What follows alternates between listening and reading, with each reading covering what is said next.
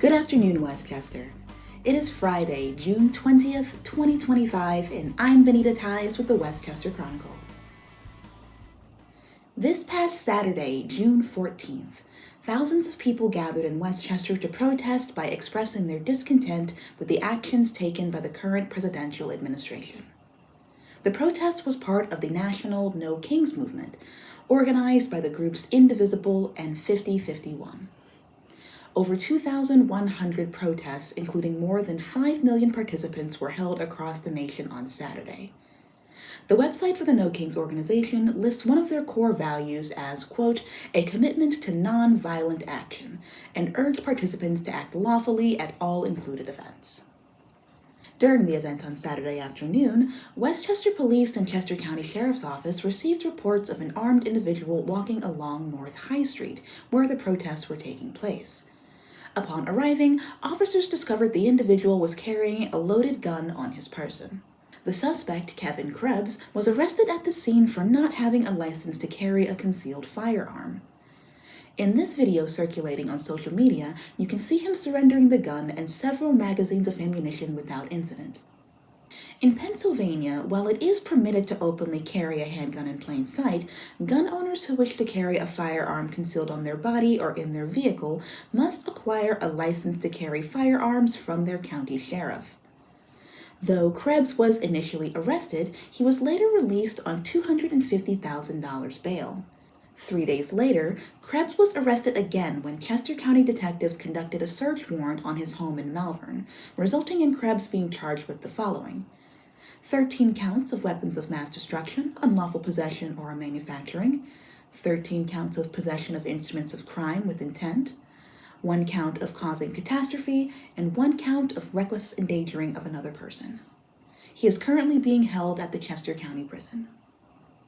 We reached out to both the Westchester Police Department and the Chester County District Attorney's Office for more details about these incidents, but we have not heard a response. At this time, no further information has been released about Krebs' motive. A former resident of Westchester, Krebs works as an electrician and was a registered Democrat in 2024, but had no political affiliation in 2020. He used the social media handle BlazeFTB, seemingly a reference to the popular video game Minecraft. This image, posted in 2020 on his Instagram account of the same username, has been circulating on social media with him on the right seemingly wearing a Trump train hat. However, if you look up his Reddit account of the same name, you will see recent posts like this one that show a clear frustration at the president and the government over the last few months. His Reddit account is 6 years old. He mostly posts about his former job at Home Depot and his passions including electrician work and guns. On one post asking what made you start carrying, he responded that he started carrying a gun after coming out as gay 2 weeks after hearing the news of the June 12, 2016 shooting at the Pulse nightclub in Orlando, Florida. He posted several times about his EDC, or everyday carry. On April 5th, he posted about attending the DC hands-off protest in Washington. And then on June 9th, 5 days before the No Kings protest, he wrote this on a post in the Chaotic Good subreddit. That first part is Gaelic for Our Days Will Come, a slogan from the Irish Republican Army, or IRA, a paramilitary political organization in Ireland during the civil unrest in the second half of the 20th century. Several of his comments reference the IRA. Just 2 days before the No Kings protest, he posted, quote, the U.S. has officially fallen into fascism and is quickly sliding into a civil war type scenario. In that same post, he called President Trump a fascist and mentioned the military parade that happened in Washington, D.C. on the same day as the No Kings protest. He wrote that the president, quote, vowed to have any dissent crushed with overwhelming force, even if that means having the military open fire on protesters. This is a developing story, and we will update you when we know more. We will now take it over to Emily with the weather. Well, hey there, Benita, and it's great to see you again, Westchester. I'm Emily Gunn, here to walk you through your forecast for this weekend and beyond.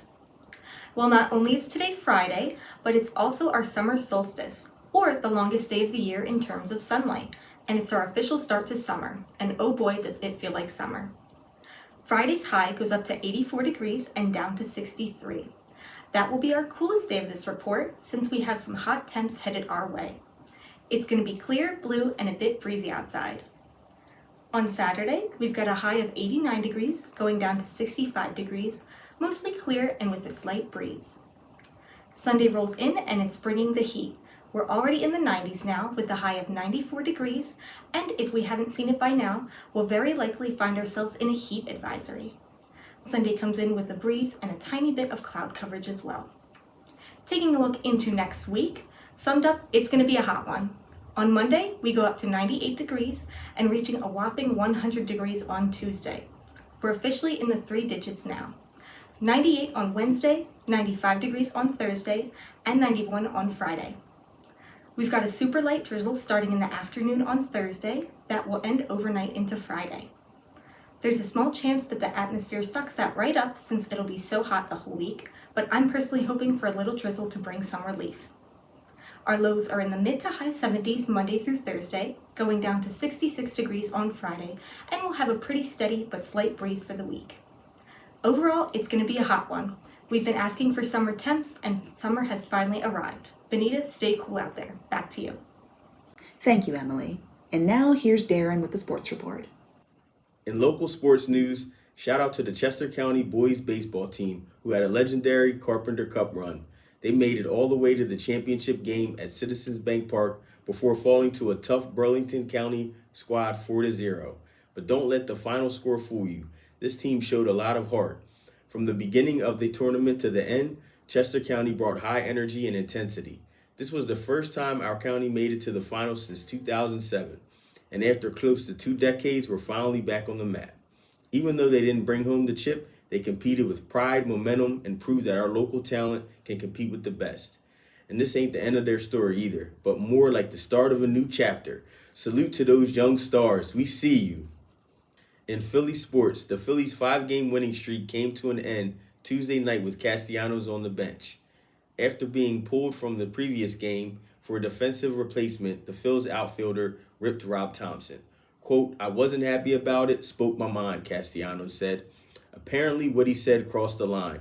Thompson called it, quote, "an inappropriate comment," and benched him the next game. That also snapped Cassie's streak of 236 straight starts.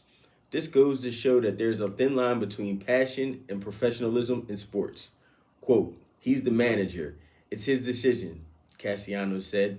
But don't worry, it's business as usual as Castellanos was back in the lineup on Wednesday night and led us to another victory. Now that Castellanos is back in the lineup, how do we feel about Thompson's decision to bench him? Let us know in the comments below. Also, in Philly sports, in the heart of Northeast Philly, a new mural named the City of Champions was born. Painted across the wall of Spike's trophies, the mural highlights big moments from the Eagles' Super Bowl 59 victory. Illustrated by David McShane, this piece adds to a growing tribute to Philly sports greatness. So next time you're in the city, stop by Spike's Trophies on Grant Ave to see this exciting new work of art. And back to local sports, don't forget, in Westchester, the Summer Basketball League tips off this Sunday, June 22nd at the Melton Center. See you there. Now back to your host, Bonita. Thank you, Darrin. For those of you who will be hanging around town this weekend, downtown Westchester will be filled with the sounds of music for World Music Day, taking place on Saturday, June 21st. Originating in France as Fête de la Musique, the event rings in the start of the summer by featuring many different styles and flavors of musicians that our neighborhood provides. From 3:30 to 9 p.m., you can take a stroll through the center of town and be greeted with the sounds of summer relaxation. You can find out more about the event, as well as where these musicians will be performing, at downtownwestchester.com. As always, we appreciate you tuning in. Thanks to your continued support, our team has grown and we look forward to bringing you even more coverage. With our friends at Alliance Space, we can take our project to the next level. However, in order to keep this show ad-free, we will need your help. If you appreciate what we do, please consider becoming a supporter on Patreon, liking and sharing us on Facebook, and subscribing on YouTube. It's the easiest way to support us and help us bring you the news. And if you'd like to listen to our show via podcast, you can find us on SoundCloud. Finally, if you have a news tip, an event you'd like us to cover, or just want to say hi, you can reach us via email at westchesterchronicle@gmail.com. We look forward to hearing from you. Our program is produced by Crimson Planet Media, recorded at Alliance Space here in downtown Westchester, and our music is by Doug Keller. As always, we want to thank you for your time, and we hope to see you soon. Until then, I'm Benita Ties with the Westchester Chronicle.